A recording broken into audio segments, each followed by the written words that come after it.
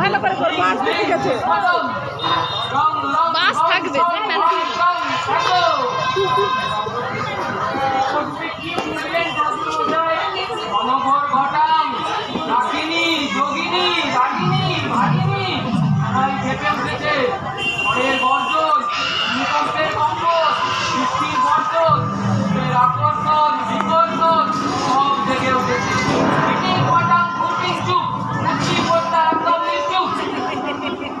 এই কথাটার মানে কি ঠাকুর মশাই?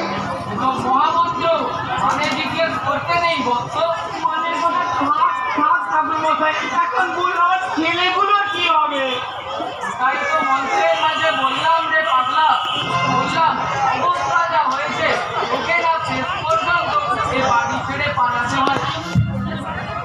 বাড়ির নম্বর কত? ঘর করেছে কাণ্ড। তাই তো বলি ওই ছেলেরা মানুষ হচ্ছে না কেন? ঊনপঞ্চাশের উত্তরে সুন্দরবনের আড্ডা, দক্ষিণে শীতকের মুখের আস্তানা, পূর্বে একটা উঠের বাড়ি, আর পশ্চিমে দুয়া ভূতের ঘর। হালুয়া ভূত? হ্যাঁ, হালুয়া ভূত, আদিনি বা লিলুয়া।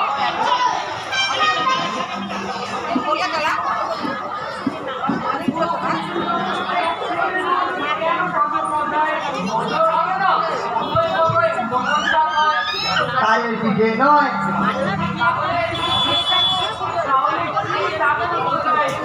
তবুও বুঝতে পারবি না? এই দেখ, নয় মানে কি? নয় মানে 7-এর পর 8, 8-এর পর 9।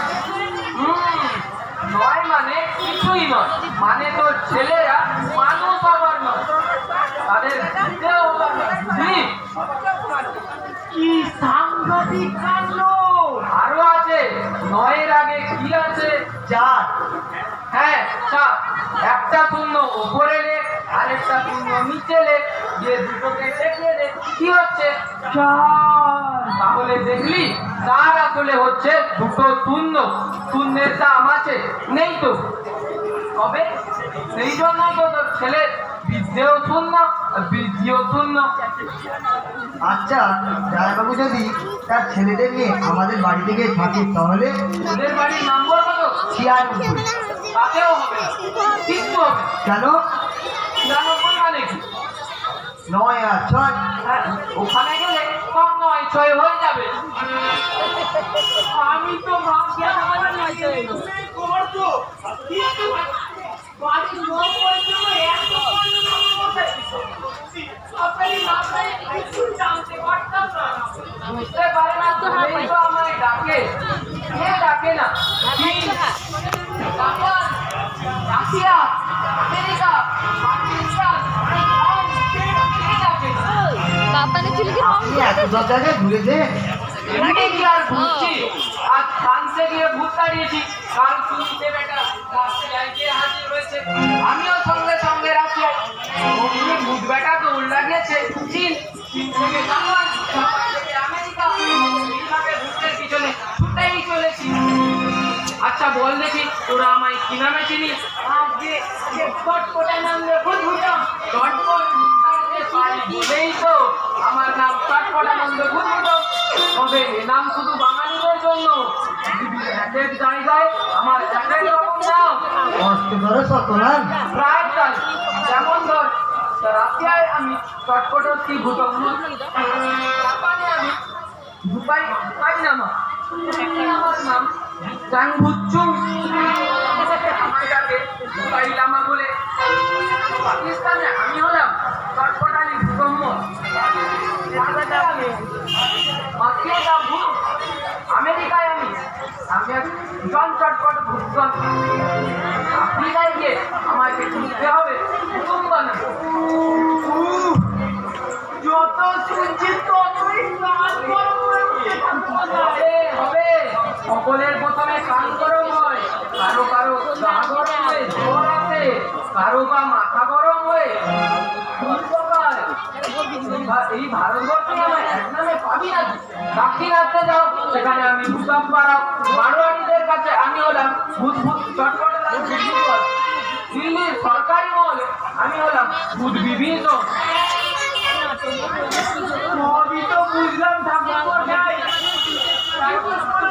ছেলেগুলোর কি হবে?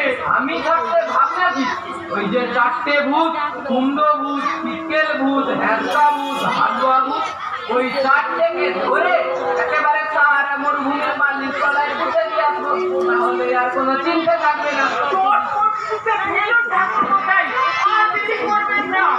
আর ওই যে বাড়ির নম্বরটা, ওই যে 49 নম্বরটাকে বাংলায় না বলে ইংরেজিতে বলবি, 49 বলবি আর লিখবি, তাহলে আর কোনো সমস্যা থাকবে না। 9 মানেই 5, 5 মানেই ভালো। এখন ওই চারটে ভূতকে তাড়াতে গেলে একটা যজ্ঞ করতে হবে।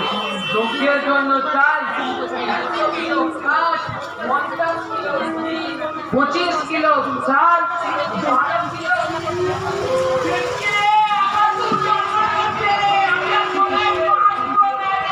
কেন কি হলো?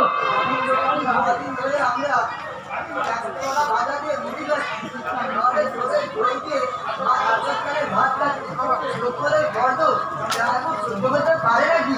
না না না না, অত কিপ্রেমি করলে হবে নাকি? ওই ভূতগুলো আবার খেয়ে বসবে, ভূতগুলো আবার কিপ্টেদের রক্ত চুষে খায়। আমার টাকাগুলোকে না খেলেই হলো, তা বলে আমার স্বামীর জমানো টাকাগুলো চোখে আমার পড়াতে হবে নাকি? আগে 10 টাকা দিয়ে বিলে কর। হ্যাঁ, মাত্র 10 টাকা? 100 টাকা দেওয়া উচিত, এতক্ষণ ধরে বকলাম। আরে বসাই,